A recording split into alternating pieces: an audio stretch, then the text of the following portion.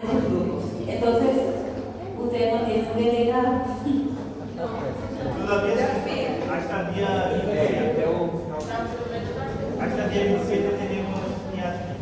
Se quiser pausar. Bueno, entonces vamos a tener que abusar de la salud mental de Yasmín otra vez para que nos pase la lista de... ¿Será que nos puede pasar la lista de los grupos? ¿Sí? Entonces, si no va a ser mucha molestia, no. Entonces no va a ser mucho estrés. Porque yo necesito la cantidad de grupos para darle los pacientes a los grupos.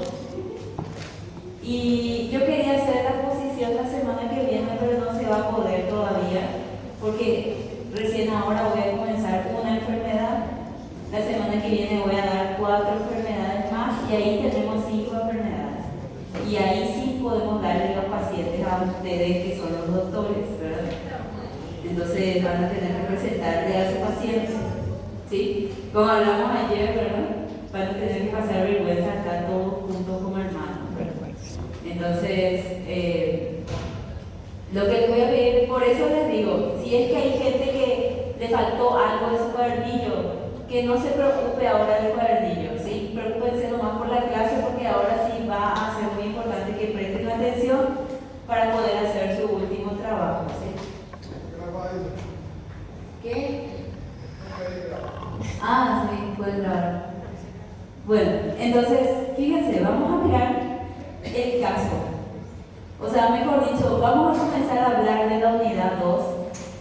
Ellos ya tienen todo en el drive. Son partes, 3 partes.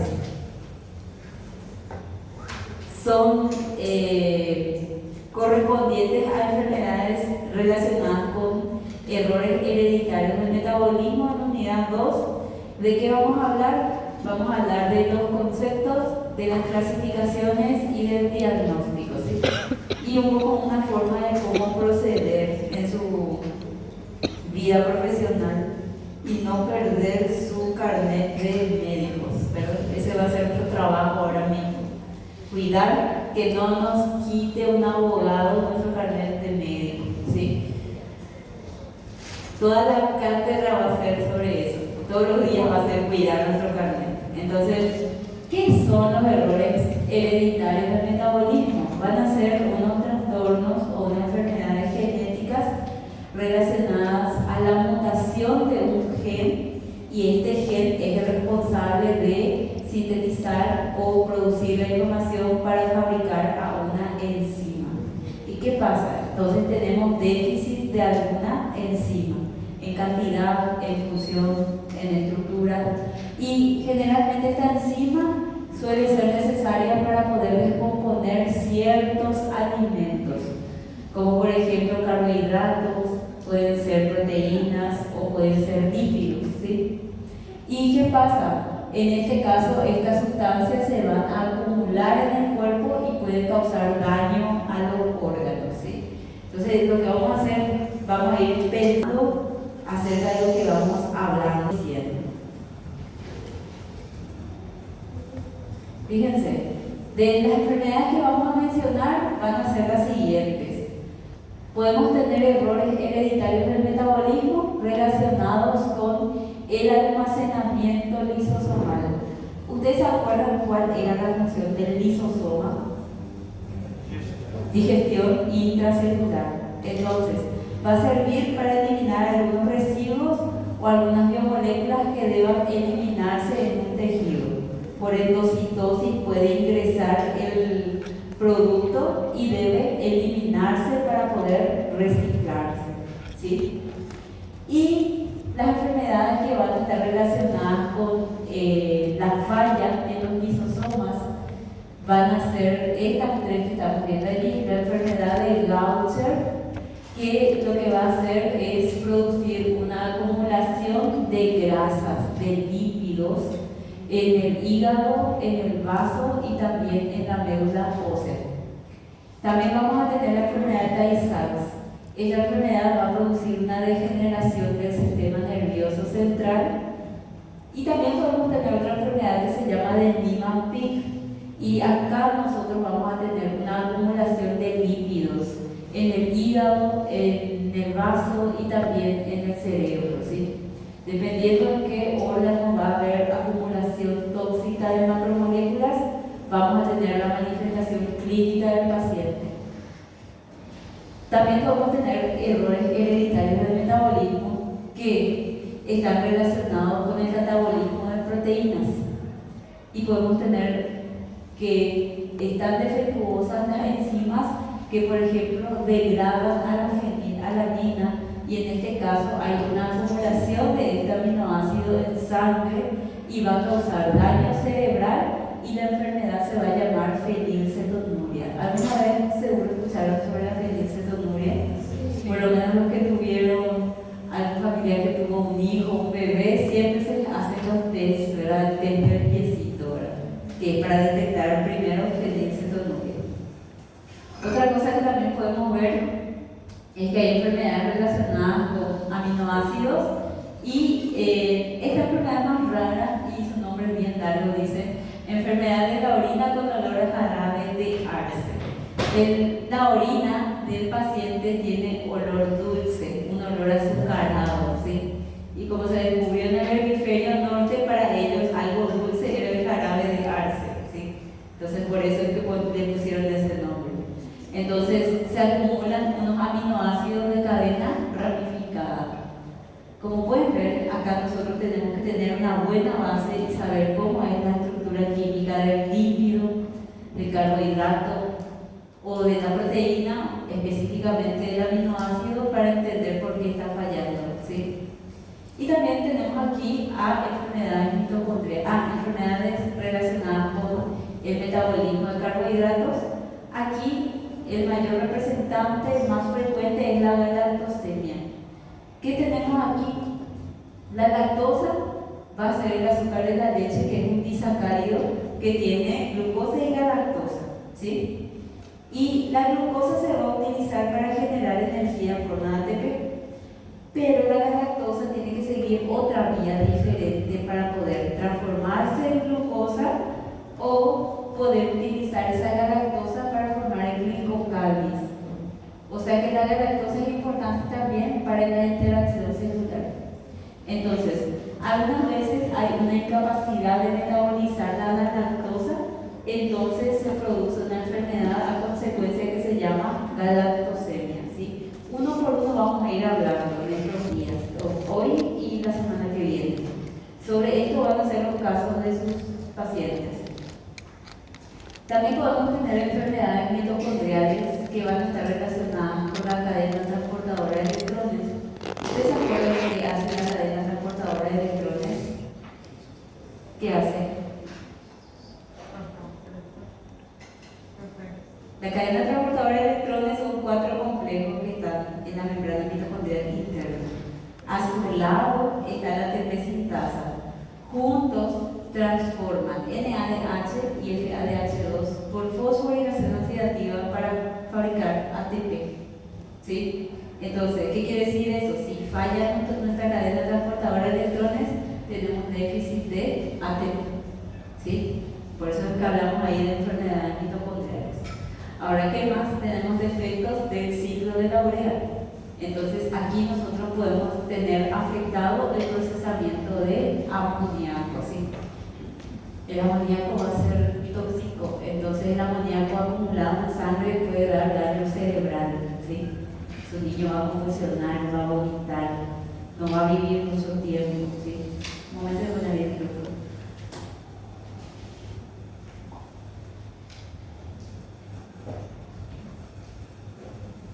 Y bueno, entonces vamos a ver en estas enfermedades que, si ya sabemos el concepto de locus y dosis, va a ser fácil de entender esto. Muchas enfermedades se pueden dar porque tenemos alelos heterogéneos. ¿Y qué quiere decir eso? Nosotros teníamos un gen, las variantes de un gen eran los alelos. Y los alelos pueden ubicarse en varios loci. Entonces, un gen puede tener, por ejemplo, 4 alelos y están ubicados en 4 loci diferentes.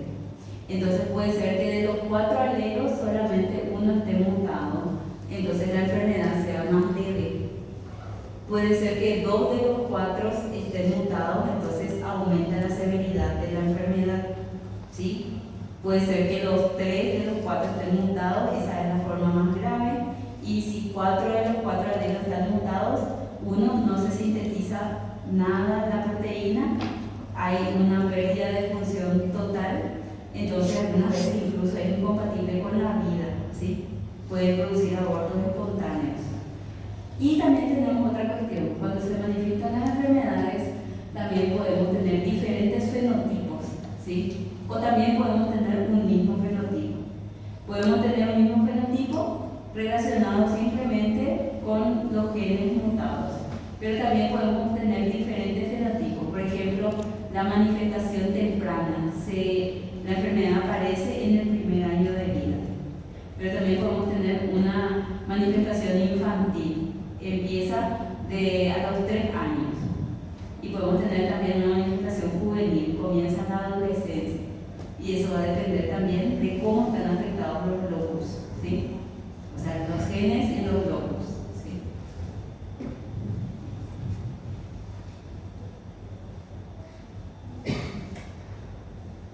Vamos a hablar de nuestra... me falta esto. Entonces, vamos a pensar así. Siempre en una ruta metabólica vamos a tener un sustrato. Este sustrato se tiene que descomponer. Para que se descomponga necesita una enzima. Y esta enzima produce que el sustrato se transforme en un producto, ¿sí? Entonces, ¿qué pasa si falla la enzima que hace la transformación? Se va a acumular sustrato y va a haber déficit del producto. ¿Está? Entonces, nosotros en este caso, como saqué esto, un artículo de neurología nos muestra ejemplos neurológicos. Podemos tener, por ejemplo, defectos de moléculas pequeñas. Puede ser un monosacárido, puede ser un fosfolípido, ¿sí? Y acá vamos a tener una acumulación. Si eso es un sustrato, va a haber una intoxicación. Y esa intoxicación, por ejemplo, va a tener manifestaciones neurológicas. ¿Qué manifestaciones neurológicas puede tener? Puede tener una intoxicación neurológica aguda. ¿A qué se va a referir eso? Puede ser una encefalitis, pueden ser trastornos del movimiento y también pueden ser convulsiones.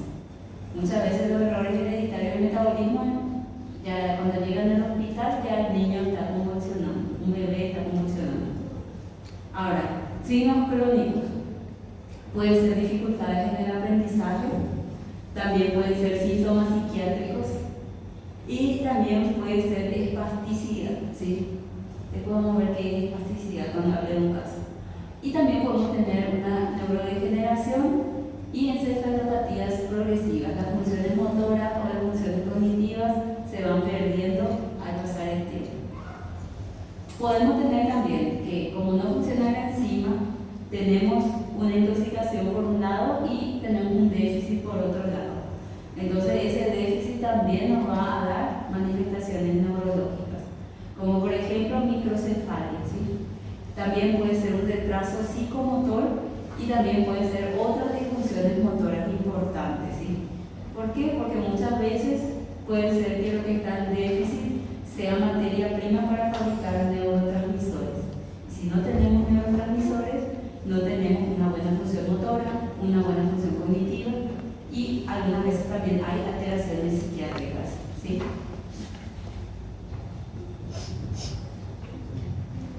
Esto es en general, ¿sí? Y vamos a hablar de la primera enfermedad, que es la fenilcetonuria, ¿sí? Ustedes saben... voy a hacer una pregunta. Yo tengo fe que un día me van a contestar. Entonces, sí saben, ustedes saben cuántos aminoácidos hay. 20. De los 20, ¿cuántos son esenciales? 9. ¿Saben cuáles son? Ahí es complicado, ¿verdad? Tengo que tener una mnemotecnia. Yo tengo una mnemotecnia que me olvidé pasarle la turma B, que es Fer hizo un lío tremendo y Valentina le metió un triptófano. Es Fer de fenilalanina, isodeictina y isoleucina, lío de lisina, tremendo de tronina, tremendo ya dije, ¿verdad? Valentina de valina, Valentina de metio, de leucina, metio de metionina y triptófano de triptófano, ¿verdad? Entonces ahí le tenemos los 9 aminoácidos. Dentro de ese grupo de aminoácidos esenciales le tenemos, ahora nos interesa, fenilalanina. ¿Qué es la fenilalanina? Un aminoácido esencial. ¿Qué quiere decir eso? El cuerpo no lo puede fabricar. Vamos a consumir con la alimentación. Principales fuentes, las proteínas. Proteínas de origen animal. Le voy a escribir, les voy a ponerlo, ya tengo todo preparado las clases de antes. Les puedo poner en el drive porque todas las turmas están con esa necesidad, ¿sí? Entonces, no son los únicos, así que ni se sientan mal. Todos están así. Están golpeados por la vida. Entonces, continúo. Entonces, fíjense, si nosotros tenemos que consumir todos los días, nosotros consumimos proteínas. Cuando consumimos proteínas puede ser de origen animal, pero también de origen vegetal, en las legumbres también. Entonces, vamos a romper estas proteínas en aminoácidos y uno de ellos importante y que es esencial, el aminoácido se llama fenilalanina. ¿Qué pasa? La fenilalanina en el cuerpo, en las células, se tiene que transformar por medio de esta enzima que se llama fenilalanina hidroxilasa. ¿Sí? Entonces, nuestro sustrato, ¿quién es? La fenilalanina. ¿Quién es la enzima que transforma fenilalanina hidroxilasa? ¿En qué se transforma? ¿Cuál es el producto? Tirosina. Otro aminoácido más, no esencial. ¿Sí? Entonces, ¿qué va a fallar en la fenilcetonuria? No tenemos función de la fenilalanina hidroxilasa. Entonces, si consumimos proteínas que contienen fenilalanina y no tenemos cómo metabolizar, no tenemos tirosina. Y las cadenas laterales de este aminoácido van a producir acumulación de amoníaco y problemas de salud, que pueden ser, por ejemplo, neurológicos. ¿Sí? ¿Estamos? Y fíjense, vamos a mirar ahora el patrón de herencia y después voy a volver a las rutas, cada vez más profunda la ruta. Miren, acá nosotros podemos ver cómo se hereda esta enfermedad, dónde está el gen defectuoso. ¿Cuál era la enzima que no funciona en fenilcetonuria? La fenilalanina hidroxilasa. ¿Dónde está localizado el gen? ¿Cuál es el locus del gen que fabrica fenilalanina hidroxilasa? En el cromosoma 12, en el brazo largo. Estos son los locus, ¿ven? Las localizaciones como un GPS, este es un mapeo. Yo voy a tener un capítulo de la clase exclusivo más adelante para hablar de los números. No es difícil ni nada, ¿sí? Es como un pin en una ubicación geográfica.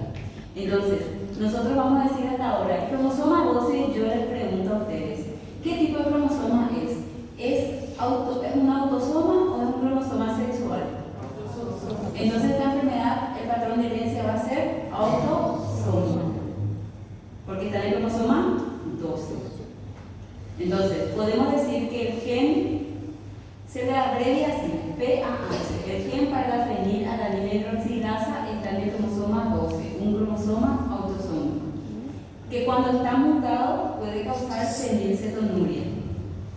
¿Qué pasa? Que este gen tiene su variante, entonces podemos tener la versión que sí funciona y la versión mutada que no funciona. Entonces, la versión mutada la representamos con una R minúscula, o sea, es recesivo. ¿Sí? Entonces, si le ven acá a ese señor, un padre es heterocigota, ¿verdad? Tiene un alelo dominante y un alelo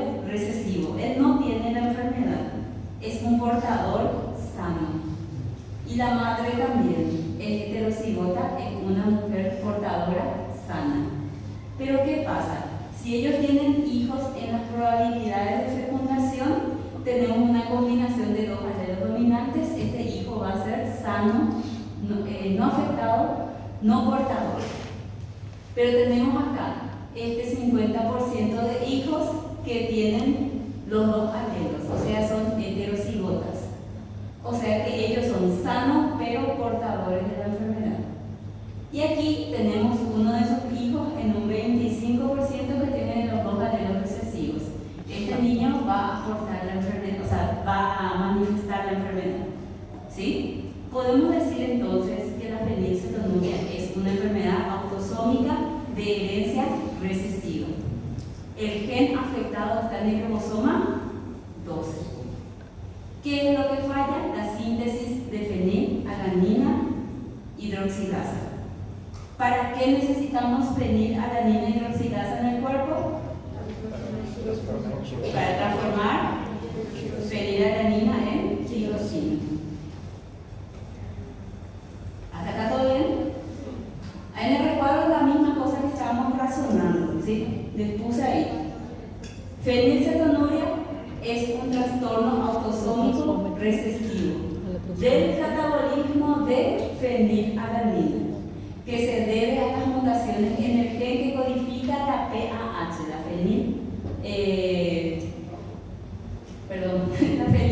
fenilalanina hidroxilasa. Y después, ¿qué más dice? Dice ahí que convierte la fenilalanina en tirosina, ¿sí? Todo ese razonamiento que hicimos. Ahora que ya sabemos cómo se produce, qué es lo que falla, vamos a ver la relación genotipo-fenotipo clínico. ¿Qué es lo que puede pasar al paciente? ¿Qué vamos a esperar que suceda? Miren, repito una vez más, la fenilalanina necesita la enzima fenilalanina hidroxilasa para poder transformarse en tirosina. ¿Para qué necesitamos tirosina? Porque participa en una vía que se llama la vía DOPA. Y la vía DOPA produce adrenalina y noradrenalina. Y también produce melanina.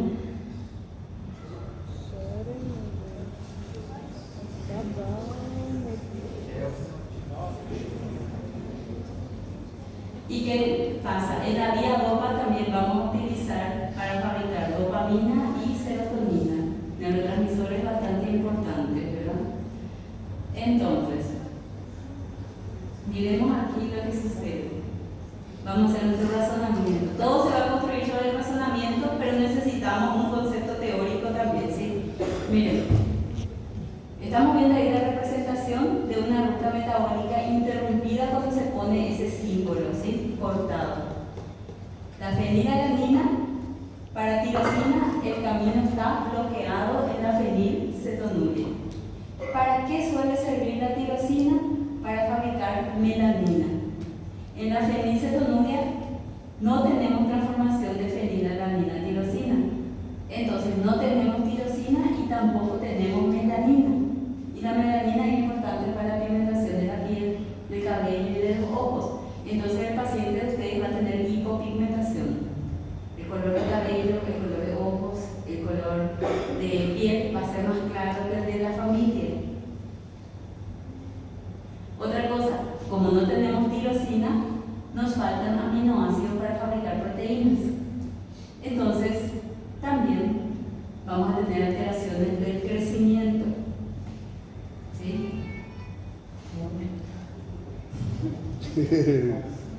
Punto de salir volando mis zapatos. Voy a hacer, un otro que voy a hacer. Bueno, fíjense en lo siguiente, vamos a pensar también en lo siguiente. Yo sé que nos se dio demasiadas cosas por causa del tiempo antes, pero muchas hormonas de crecimiento utilizan unos receptores que se llaman receptores tirosina quinasa. No sé si alguna vez escucharon. ¿Sí? Entonces, nos falta tirosina para fabricar los receptores. Entonces, entonces a consecuencia vamos a tener también alteraciones en el crecimiento, porque el receptor encargado de recibir el estímulo de las hormonas de crecimiento no funciona, el receptor está perfecto para afuera, recibe la hormona de crecimiento, pero no es capaz de traducir esa información al interior de la célula.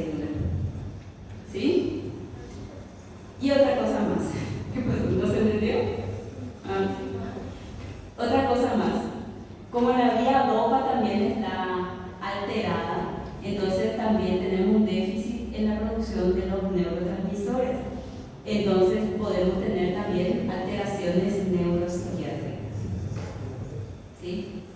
Porque en otras turmas, al mirar esto nomás, la gente ya se apresuró y me dijo: ah, profesora, entonces los albinos tienen fenilcetonuria, ¿verdad? No. ¿Por qué? Porque los albinos no tienen alteraciones neuropsiquiátricas. ¿Sí? Entonces, vamos a hacer esa distinción. Porque algunas veces queremos hacer la distinción con las enfermedades más comunes. El día de hoy es cómo no perder su empleo, ¿sí? Eso va a ser su trabajo. Ahí miren, vamos a ver. Ya sabemos entonces dónde está el gen afectado, cuál es la enzima involucrada, qué está en déficit cuando la enzima no funciona, qué deberíamos esperar encontrar. Entonces, vamos a ver el fenotipo clínico, las manifestaciones, lo que nosotros podemos mirar y oler al simple vista, ¿sí? Y a simple cheiro. Porque también muchas enfermedades relacionadas con rutas metabólicas, cada persona va a tener un cheiro. ¿Entienden? El trabajo de usted, yo no envidio el trabajo del médico porque usted huele en gente.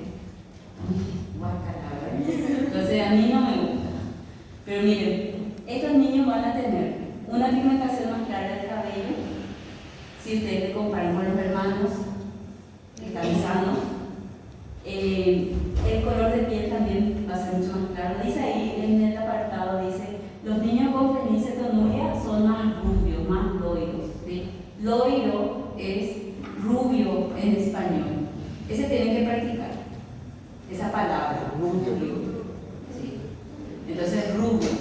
Son más rubios que sus hermanos no afectados, su piel es blanca, más blanca que los hermanos, y los ojos son azules. Y también tienen un olor a humedad. Tienen olor a humedad, a mofo.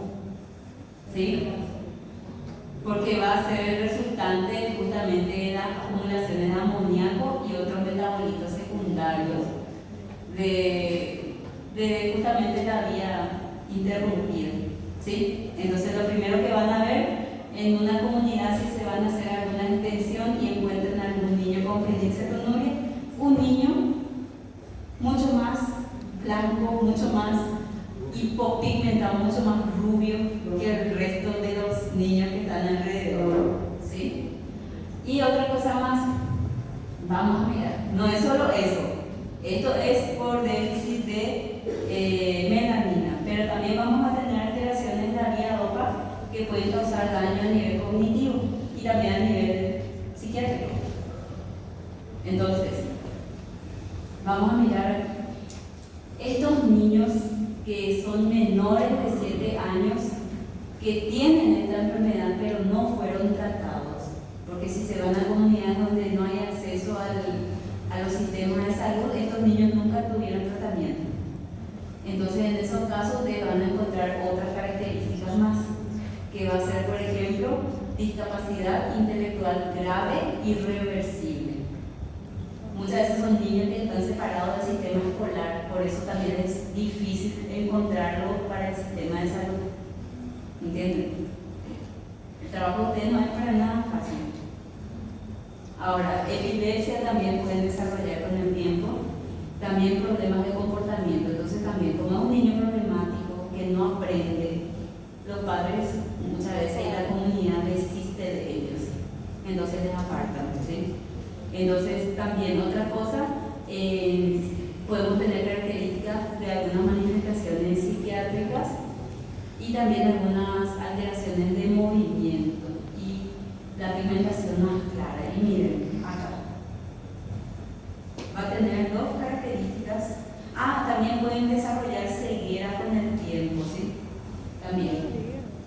Entonces muchas veces ustedes van a ver signos oftalmológicos, ¿sí? ¿Ven cómo está posicionada la mano? Entonces son niños que con el tiempo, si no tienen tratamiento, pierden la función motora y también pierden la inervación más fina de los músculos, ¿entienden? Entonces se queda simplemente en una posición, a esto se le va a llamar ataxia. Espasticidad, ¿sí? Espasticidad. Y ataxia. Entonces, cuando tiene ataxia, también puede tener una pérdida en la coordinación de los movimientos, sostener algunas veces la cabeza, en otras patologías más graves, pero también una pérdida del equilibrio, ¿sí?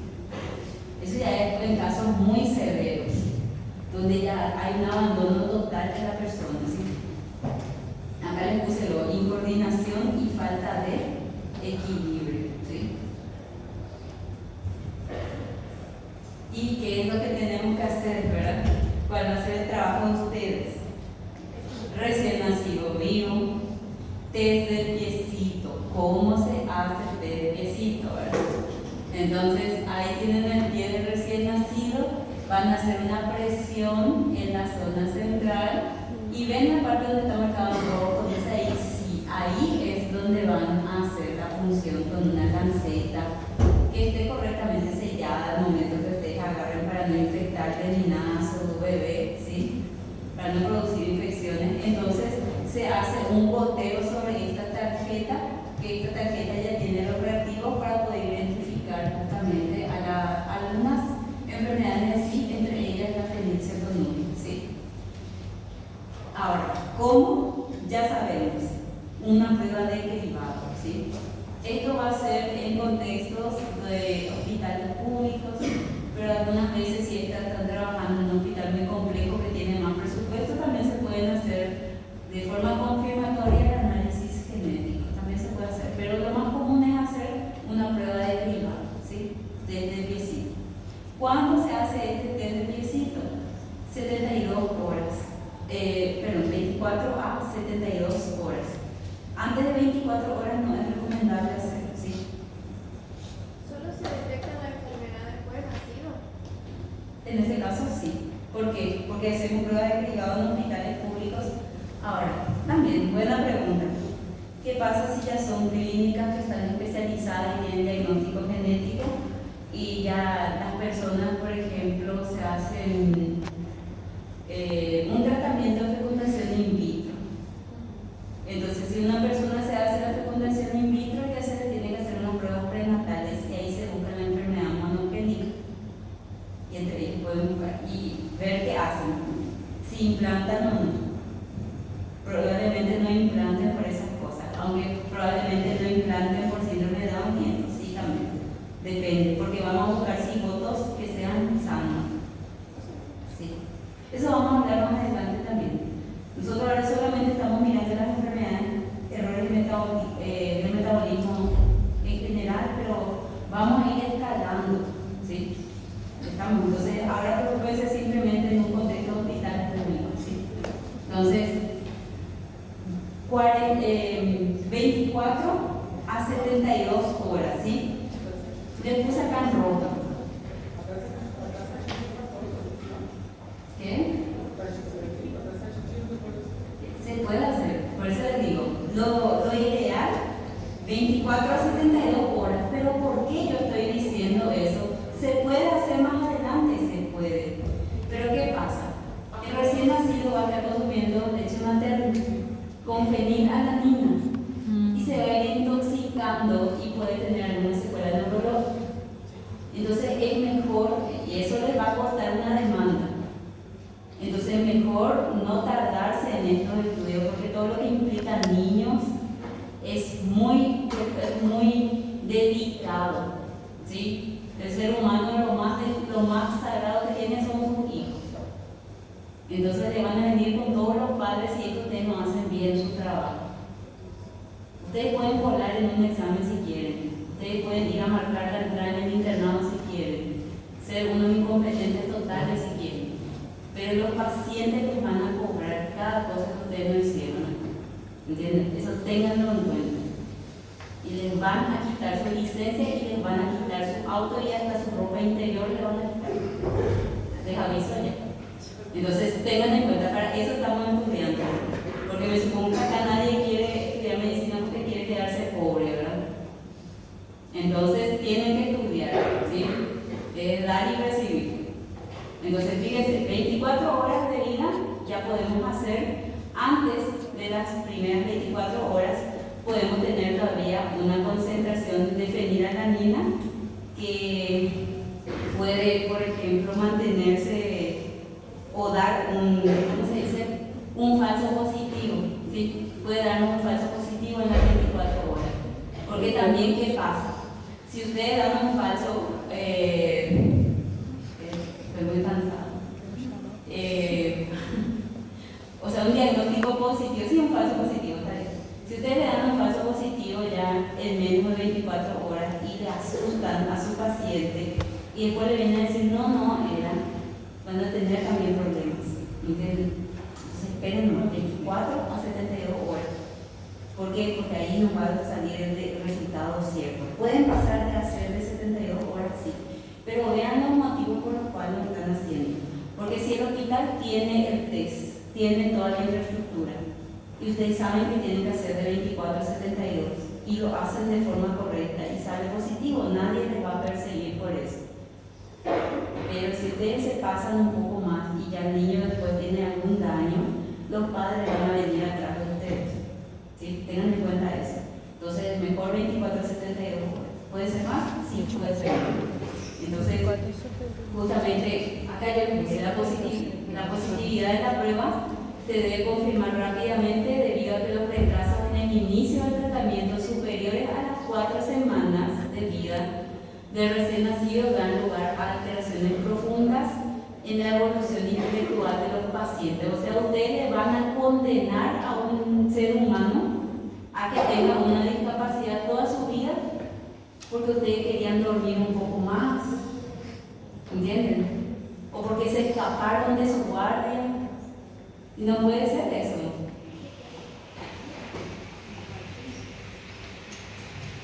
Bueno, continuamos, ¿sí? Entonces, fíjense, ¿qué es lo que se tiene que hacer? Si ustedes ya identificaron fenilcetonuria en el niño, tienen que orientar a los padres del bebé y también ver qué tratamiento, qué posibilidades tenemos, ¿verdad? Entonces, ¿en qué va a consistir el tratamiento justamente para poder evitar los daños a nivel de retraso mental, por ejemplo, grave? Dieta. Los alimentos tienen que ser bajos en proteínas y hay que suplementar con fórmulas libres de fenilalanina. Entonces, dos cosas les tiene que dar el hospital a ustedes. Uno, el DDTcito. Dos, la fórmula que se llama fórmula PKU. Es una leche fórmula que tiene los aminoácidos esenciales, pero no tiene fenilalanina. Es libre de fenilalanina y está suplementada con tirosina. Entonces ahí tenemos todo, claro. Eso también. Si el hospital no tiene eso, hagan alguna nota, alguna denuncia y lávense las manos. ¿Sí? Salven su pellejo todos los días. ¿Entienden? Porque si ustedes no anotan eso, no hacen una constancia o un aval, le van a venir enfrente y el hospital no les va a salvar a ustedes. Ninguém se importa por ustedes. ¿Sí? Entonces tengan en cuenta que si es que, por ejemplo, ya saben que es derecho y obligación. Derecho del niño, obligación del hospital proporcionar la leche y no se está proporcionando, ustedes tienen que hacer una constancia de que hay una falta ahí. ¿Entienden? Y otra cosa también. Puede haber en algunos casos, pero es un poco más caro, un tratamiento farmacológico, ¿sí? Entonces, también se puede administrar una terapia justamente con la BH4, que es la tetrahidrobiopterino. Entonces, acá, este fármaco lo que va a hacer es mejorar la actividad enzimática, ¿sí? Entonces, la forma de proceder: eliminar de la dieta fenilalanina, y la fenilalanina está en las proteínas. Entonces, dieta baja en proteínas. Podemos también hacer un tratamiento farmacológico. Esas son las opciones que pueden dar si es que están en un contexto de un estrato socioeconómico un poco más alto que pueda comprar medicamentos. Si no puede comprar, le pueden decir igual que sepan, pero que tiene su costo. Y el monitoreo. Entonces, ¿qué es lo que hay que hacer también? Hay que hacer mediciones regulares de los niveles de fenilalanina en sangre. Porque esta persona va a dejar de ser fenilcetonúrico en algún momento de su vida. Nunca, porque es una enfermedad genética. Toda su vida le va a llevar esta enfermedad. Y viven como la gente normal, ¿sí? Porque la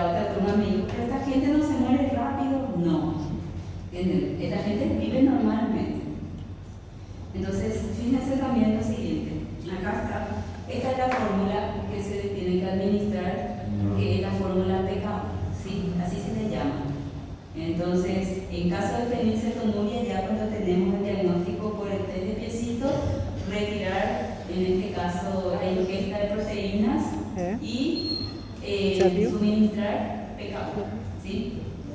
Y en el caso de que ya tengamos a un niño que ya está empezando a incorporar su alimentación sólida, alimentos prohibidos. Toda su vida, toda la vida, toda la vida. Só para eu entender assim, no caso ali, ela vai ter que ser para evitar alimentos? Sí. Alimentos baixos em Por eso proteína. dice el tratamiento, dieta, tratamiento farmacológico y mediciones de fenilalanina en sangre. O sea que esta persona también va a necesitar un apoyo de un, ¿cómo se dice? Se le tiene que hacer una dieta especial. ¿Entienden? Acompañamiento nutricional o un médico nutriólogo. Profe, tem que fazer uma dieta baixa em proteína, então ela não pode. ¿Cómo? Tem que fazer uma dieta baixa em proteína. Sí, Mesmo com a medicação, mismo.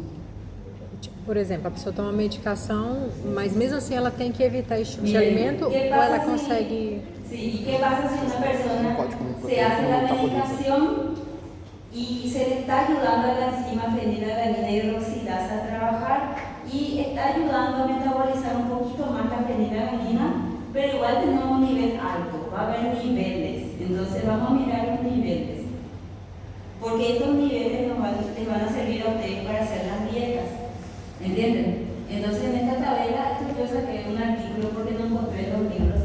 Entonces, fíjense, se tiene que hacer un monitoreo constante.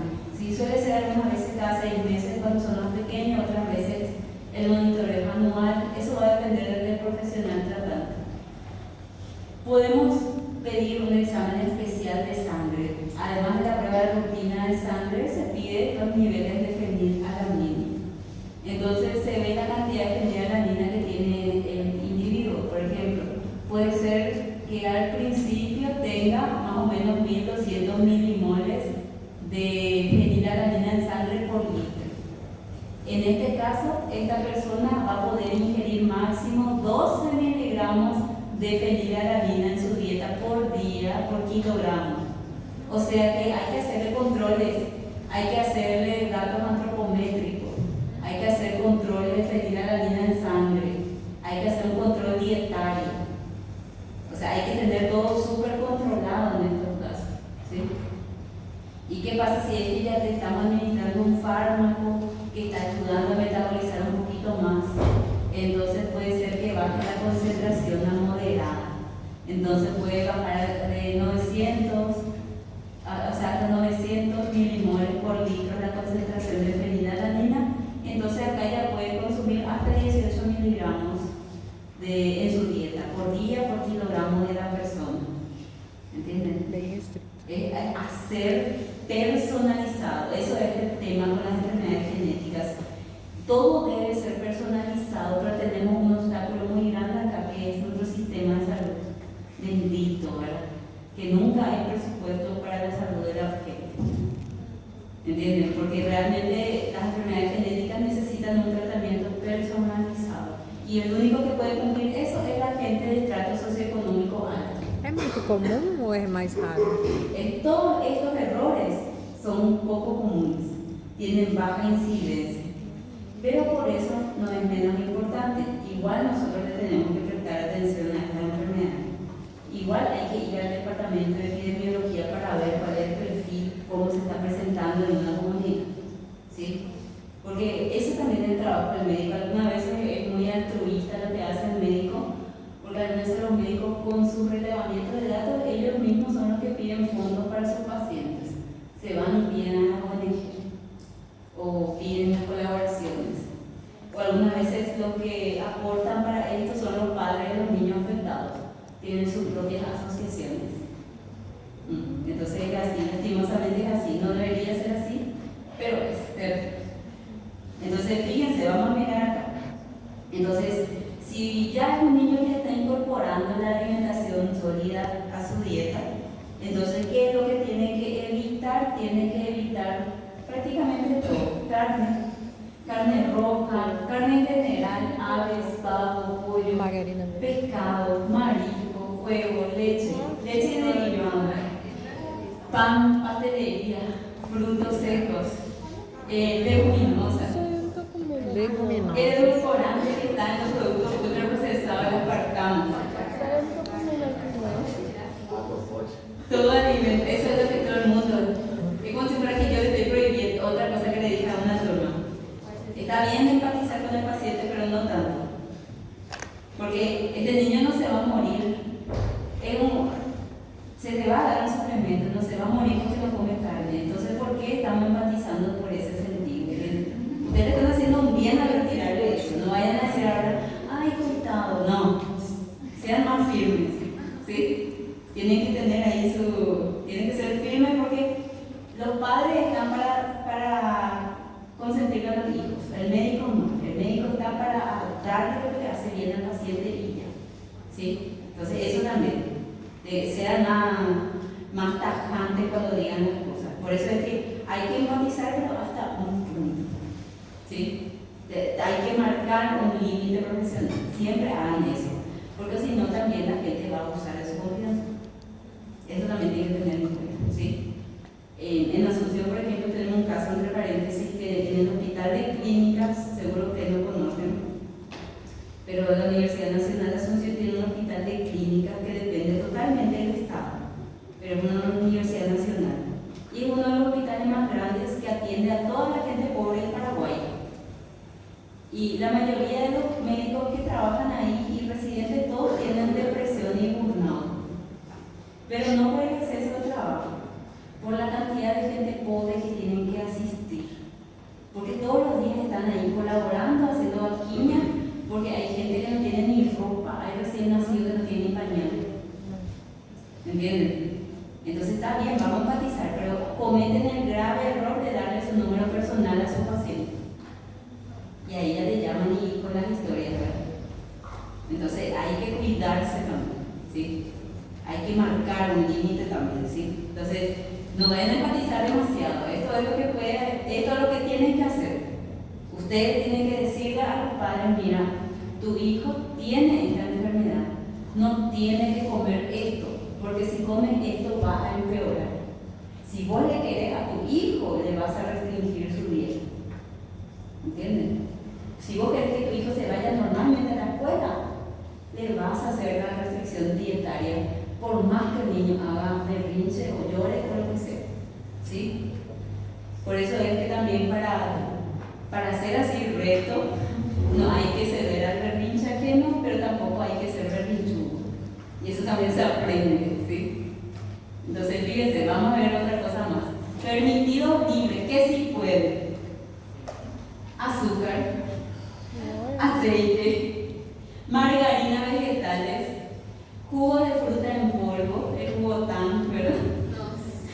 Maicena, el chuño que no hay acá, pero es como una especie de tubérculo, le parece una mandioca, alimentos aproteicos, también condimentos, dulces transparentes, una gelatina con azúcar, algo así. Como le dije a la otra, no me pregunte qué es un dulce transparente, ¿verdad? Saborizantes con azúcar, no con aspartamo, leche especial sin fenilalanina, ¿sí? Eso es lo que puede consumir esta persona. Porque isso não pode legumes.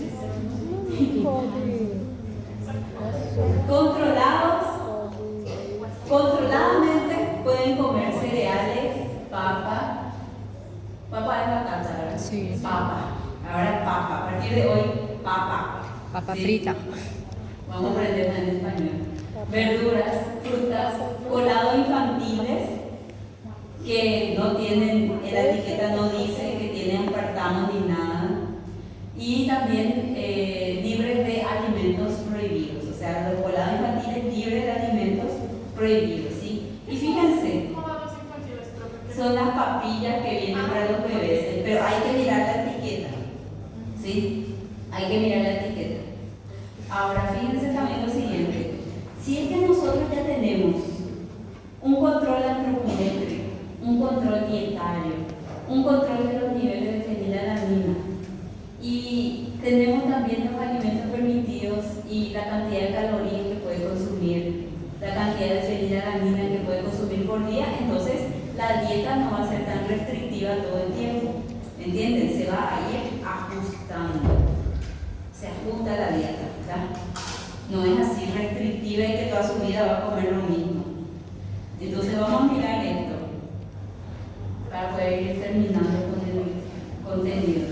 Meu Deus, tirar o ovo das uvas. Base de tratamiento, entonces, reducir la ingesta de proteínas naturales y utilizar fórmula especial PKU que tiene tirosina, no tiene fenilalanina, y muchas veces estas fórmulas suelen venir también suplementadas con vitaminas, con minerales, con antioxidantes, ¿sí? Y se tiene que hacer una evaluación nutricional. Y la evaluación nutricional tiene que contener 4 aspectos importantes. Parámetros antropométricos. Esto yo siempre escucho que los médicos dicen que es muy difícil hacer, no todos los médicos saben hacer, porque no quieren quedarse mucho tiempo a hacer la práctica en el hospital. Cuando se les pide hacer la práctica, ellos ya se van, marcan su asistencia y se van a su casa o a otra parte, en vez de quedarse a atender pacientes.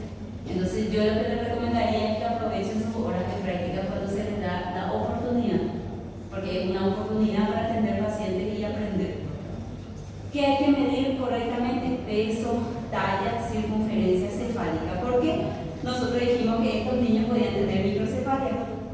Puede ser que a simple vista parece que no tiene microcefalia, pero hay unas curvas de crecimientos en pediatría que nos dice si es niño, si es niña, qué edad tiene y cómo tiene que ser su talla, su peso, su circunferencia cefálica. Eso se tiene que controlar y eso se tiene que hacer bien y algunas veces no se hace correctamente, ¿sí? Entonces muchas veces también los enfermeros tienen la razón cuando dicen que no saben hacer. Les voy a dar la razón, pero también porque no se quedan a practicar, ¿sí? Entonces hagan bien, ¿sí? Recuerden que la vida de la gente depende de ustedes, ¿verdad? Para ustedes es un día normal solamente medir la cabeza de un bebé X, pero ese bebé X tiene nombre, tiene apellido, tiene familia, tiene historia, ¿sí? Y también otras cosas que tienen que tener en cuenta: los parámetros bioquímicos, los niveles de proteínas, los aminoácidos, las vitaminas y justamente qué es lo que podemos medir ahí: aminoácidos plasmáticos, también hemograma completo, ferritina, vitamina D, ¿sí? Cada 6 meses en bebés y luego cada año, ¿sí? Eso va a ayudar a también hacer un seguimiento del crecimiento, además de los datos antropométricos. Además de eso también los aspectos clínicos, signos de deficiencia, revisar la piel, revisar el cabello, el olor a humedad, todo eso tienen que estar revisando. Sí, pueden hacer una evaluación oftálmica también, ¿sí? O derivar a un oftalmólogo.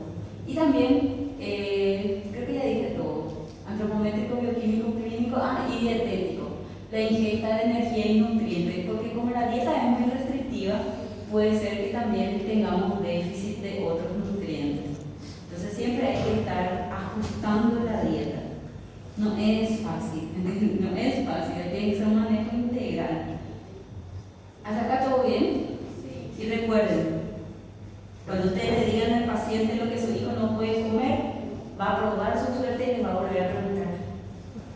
Ustedes le van a decir que no puede consumir juguito de caja y le va a preguntar: ¿y puedo tomar? ¿Y puede tomar? No pueden tomar juguito de caja. Y va a levantar la mano la señora o el papá y va a decir: ¿y puede tomar el jugo de la caja grande?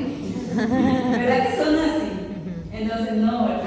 Jugo procesado no, porque puede tener aspartamo, ¿sí?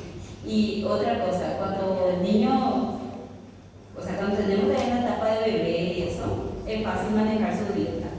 Pero cuando el niño entra en etapa escolar va a estar difícil, porque ahí los niños comen cualquier cosa en secreto, agarran lo que le invita el compañero, quieren irse también a la fiestita de los cumpleaños, entonces suelen consumir en secreto. Entonces estas evaluaciones que hacen, y eso también les voy a decir, los padres muchas veces no van a tener todo el control dietario de los hijos.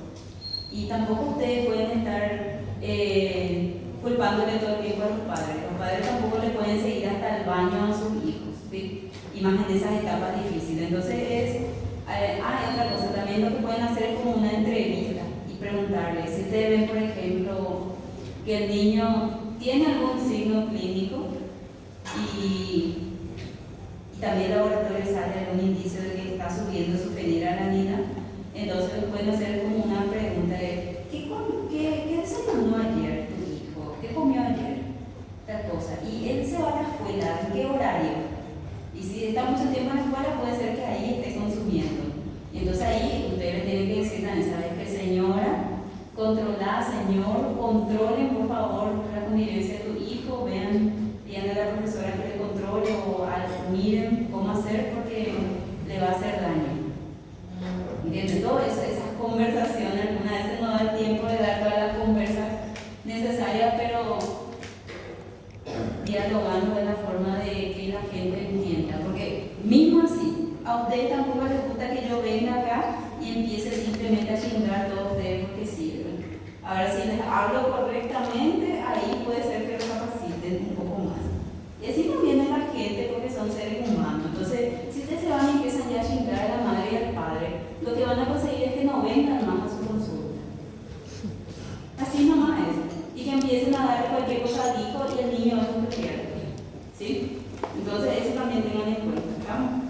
Miren, van a leer ya ustedes, van a ver, este es otro caso. Vamos a hablar la semana que viene eso, lo que viene a necesitar subgrupos para casos clínicos. Semana que viene seguimos con el mismo tema, o sea, vamos a hablar de carbohidratos ya, y lisosomas, y ¿qué más? Y les doy sus temas para responder, ¿sí? Hay una observación antes de dejar los libros. Miren, acá, este cuadernillo, por eso les recomendaba que hagan en su cuadernillo más fácil todo porque se ve que está un poco más organizado, ¿verdad? Entonces, ustedes ya entregaron la actividad 1 y 2. Sí, semana 1 y 2. Y semana 3 ya está relacionado con lo que estoy desarrollando ahora en una parte.